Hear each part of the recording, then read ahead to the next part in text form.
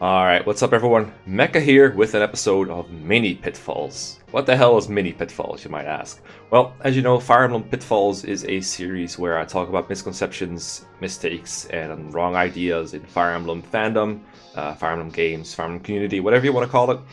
And in Mini Pitfalls, I don't really want to make like a scripted video where I talk about things I've thought about beforehand, but more like talk about a specific situation that I encountered in this case. I did 11X Pitfalls where I analyzed Mangs' numerous mistakes in his Thracia Iron Man, and I thought it'd be fair to like criticize my own gameplay for a little bit too. So, long story short, I made a mistake in this Iron Man run. I made several mistakes, in fact, I could have remedied the situation. So we're going to look at how I could have done it better, and also what wouldn't have helped, because as I was playing, a lot of people in chat were trying to help me, which is very nice. But I ended up having to repeat myself on a couple of things that wouldn't have helped. So let me elaborate on that in just a second. But basically, we're going to look at like the situation it was this turn, and I'm also going to talk about like what I could have done previous turns or future turns to deal with the mistake. If there's one big lesson to learn here, it's that you need to learn when you're playing Fire Emblem to live in the moment, as it were. You need to like not get caught up in what you could have done or what you need to do later. You need to like be like, okay, this is the situation I'm in right now, and this is what I need to do to fix it. So let me explain the situation for those of you who weren't there.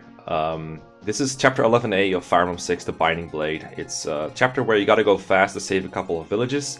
Specifically, this one is the one that gave me trouble in my run. What happened was I got into this situation roughly, and this brigand spawned from this cave before enemy phase, and he just walked here, and next turn he's going to destroy the village. Like as you can see, he can walk right onto it, he's going to destroy it. The only way to stop it is to either visit the village, kill the brigands, or put someone in the brigand's range, like here or here or here. That will make him go away and attack that person, always. I know this 100% because I've used the trick many times before. So I know that I can stop the brigands if I just can get one of my units here, for example. The problem was I couldn't find any way to distract the brigands, and if this guy got to the village, destroyed it, I would lose the sleep staff that you get from this village. And if you complete this chapter with all villages visited, then you get a hero crest, which would also have been really nice. I didn't really particularly need either of these items, but they would have been very nice to have, obviously. So that's what I went for. By the way, the background music is from a YouTube video I'm playing in the background. I was kind of tired of listening to the same music, and I'm going to be loading save states and stuff to demonstrate stuff, so I wanted to have a continuous music track going throughout, in case you're wondering. So, how do we get this village? There's a couple of ways I could go about it, but none of them really work this turn, as far as I'm concerned. I'm pretty sure there's no way to get it in the situation I'm in. Full disclosure, in this part, I made like a save state during my Iron Man run so I could go back, but unfortunately I'd already moved Corrine here. I talked to Klein, who's like a red enemy here. All these guys were enemies, so the situation looks less like this and more like the screenshot that I'm hopefully going to edit in post-production. So what actually was the case is, like, he's an enemy, these are all enemies, so I can't really move through them per se. What I have to do is talk to Corrine with Klein, so I could move like either here or here, but I can't move here because these are all enemies, so it has to be one of these spots. Talk to Klein, and then this guy becomes blue, and then all these become green. That's the way it works. Unfortunately, to recreate the situation that it was, I had to like use some codes to get Corrine back from like around here to here with her turn intact, but it doesn't mean that Klein shows up as, playable when he's actually not. So imagine that the situation is more like they're all red still. This is the closest I can recreate it. I apologize if it's a little confusing. Everything else is the same though. No one else has moved yet. Everyone else is standing around just like this. And the question is, how can we get someone to stop this brigand from destroying the village? Doesn't matter how. And I don't think there's an answer, but let me go over a couple of answers that were given that are actually not true. So again, keep in mind, Corrine needs to talk to Klein, and contrary to what some people seem to think, you cannot talk and rescue during the same turn, unless you like use a dancer or something, like Lauren right here. But I cannot like go here, talk to Klein, and then also like rescue this archer if I wanted to. I just cannot do that. Okay, so let me go over the first idea that people had. It was like, well, obviously it was like talk to Klein and rescue this archer, dance with Lauren, and then drop the archer in range of this guy. Would have been very clever, actually. It would have worked, because like, imagine if I could like talk, rescue, go here with Kanto, dance with Lauren, and then just go like all the way right here and wait, and then the guy would be in range of the brigand. He would distract it, right? That would work. But the problem is I can't talk, and I can't really demonstrate it that I can't talk plus rescue You're just gonna have to take my word for it or try it out yourself if you believe it is possible. Another way I could have done that people mentioned a lot is like after talking with Klein, you know, we like talk and then Korean Kantos like wherever, like maybe here or something. Maybe rescue an archer with Klein. The problem is I cannot rescue this guy because, you know, I'm not in his range. Or like rather, I don't have the con. Yeah, I have equal con. Klein has 7 con, this archer has 7 con, so I can't rescue any of these. Rutger can rescue them though. So let's say that Clarine does this and then Rutger, say, rescues the archer out of the way. Then Lauren can dance, except she's not in range because Clarine is too far away, so that wouldn't work either. Well, why wouldn't I just position Clarine here there? Well, go back to here. The archer's in the way, and I cannot put Clarine on this on the archer's square the turn I talk to Klein because I cannot canto on top of another unit. It's not going to work. I can't end my turn there. He needs to be out of the way first. And he's not going to get out of the way until I rescue him. One other way I could have done it is I could kill the archer before recruiting Klein. So before I talk to Klein with Clarine, I could have Rutger walk up and just destroy him. You're going to have to trust me that Rutger can destroy archers. He can destroy everything. To show that what would happen if the archer's out of the way, let me just rescue him. And keep in mind, I cannot have Rutger go here, do it from there, because Klein at this point is still an enemy and so is this guy. So I cannot move through either of these guys. I have to go from here and attack the archer from here. So let's say I kill the archer, I'm going to rescue him just to have him out of the way.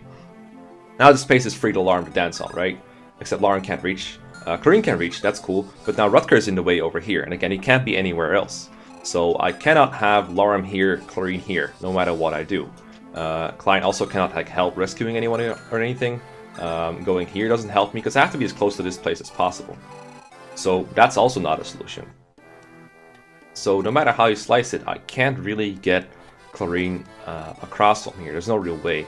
I guess we could try doing it with Rutger instead. So let's say Clarine talks to Klein or something, and then Rutger like rescues from here maybe, because now we can move through since they've all become green units. But again, Lauren can't reach, so Rutger doesn't have enough reach to do it. There's just no possible way to get there. Now I noticed another way during editing that people might bring up, so I'm just going to show that that doesn't work either. Rutger can move here after Klein has been recruited, so like let's say Clarine just recruits from here, and then Rutger, instead of going here, goes here and rescues the archer, and then Lauren can reach him, right? Then he could move all the way right and drop the archer here, but the brigand still cannot reach, so he's still going to destroy the village. So that doesn't work either. What I could have done the previous turns, one thing that I should have done that the chat was like trying to say to me, but I wasn't paying attention at that point, was I could have recruited Klein a turn earlier. Then my unit would obviously have been in a way better position to save this village. But this brigand wasn't on the map yet, so it wasn't like I didn't think it was urgent enough to get there. Clearly it was. I hadn't played the map in a little while. So if I had been faster about recruiting Klein or just moved my units a little more to the right than I did, then probably there would have been a way. And this is good to note for the next time I play this map for sure. If I ever end up playing FE6 Vanilla again, then this is a great thing to keep in mind. Always learn from mistakes like these, but in this current situation that obviously doesn't help me. I should have recruited Klein a turn earlier. Like I could have done it with Lauren and Clarine way easily. It would have made it, everything would have made so much more sense. But I didn't in this situation, and these were the solutions I had to work with. Other people brought up people from the top helping out here.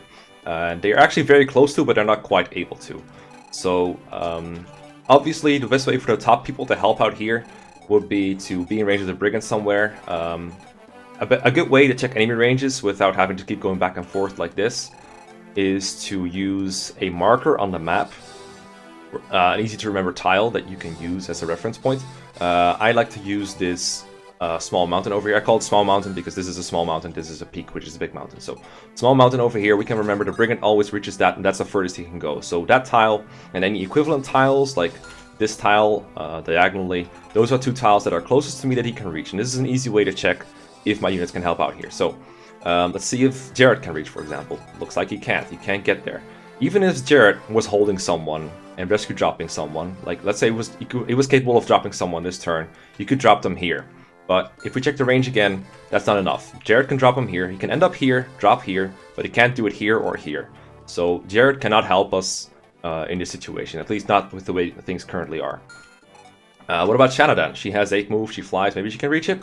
No, she has the same problem, in fact. She reaches this tile, she can drop someone here or here, but remember the mountain as a reference point. The Brigand goes up to here and he can attack here or here, but not here and not here. So it's just not possible with them.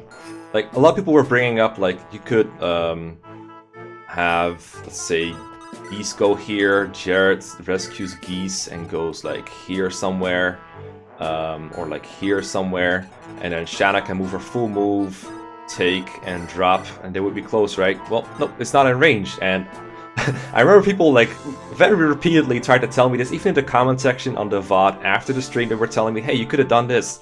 But, like, trust me, I took a look at it, it just doesn't work.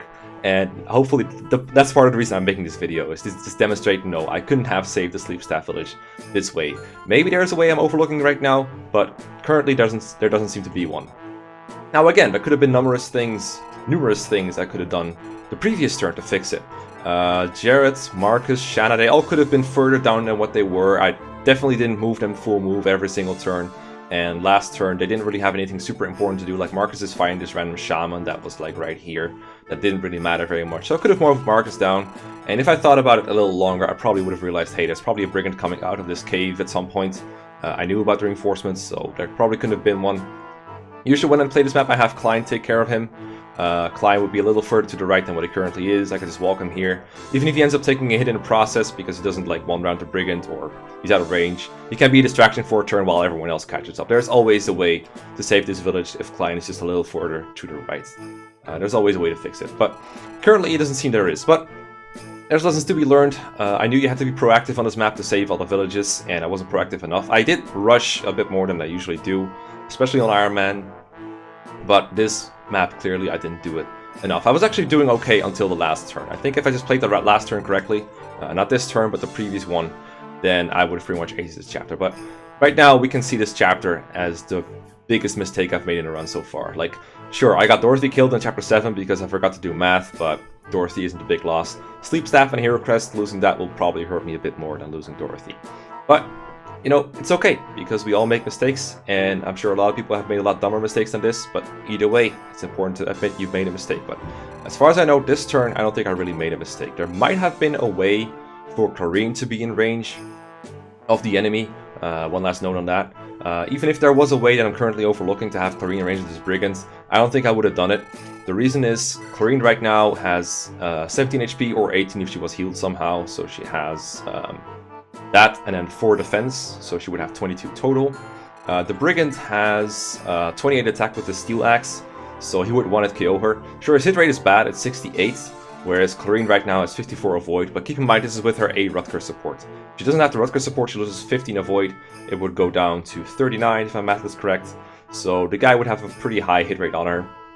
Not high to the point where it's like likely to get hit, but not something I want to risk. It's not worth risking her life over a Sleep Staff. It would make her vanish from existence if she got hit, which is bad on itself because she's a good healer. I got her to level 10. Also, Rutger would lose a valuable support partner, and Rutger is very instrumental to this run. I need to keep him alive for sure. But that's not worth the risk either. I'd rather lose the Sleep Staff and a Hero Crest than risk losing Clarine. If I could risk the Archer's life, sure, I would do it. Also, another note on killing the Archer. Another reason I didn't really want to do it, even if it was part of the solution, is I would lose the Orange Bolt, but it wasn't even a guarantee. Like, I think if I killed this guy, that was, like, necessary for me to get Clarine in range, maybe. But, yeah, I just don't want to risk losing Clarine over a Sleep Staff and a Hero Crest. So, with the situation I'm in, I think I played it right.